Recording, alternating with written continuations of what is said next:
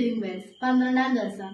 ഈശോമിശിഹായിൽ സ്നേഹമുള്ളവരെ, ഈ മാസം ബൈബിൾ പാരായണ മാസമായി നമ്മൾ ആചരിക്കുകയാണ്.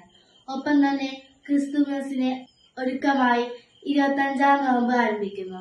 ഇന്നത്തെ വചനഭാഗം വിശുദ്ധ ലൂക്ക 2-ാം അധ്യായം 10 മുതൽ 11 വരെയുള്ള വാക്യങ്ങൾ. ദൂതൻ അവരോട് പറഞ്ഞു, ഭയപ്പെടേണ്ട, ഇതാ സകല ജനത്തിനും വേണ്ടിയുള്ള വലിയ സന്തോഷത്തിന്റെ സദ്വാർത്ത ഞാൻ നിങ്ങളെ അറിയിക്കുന്നു.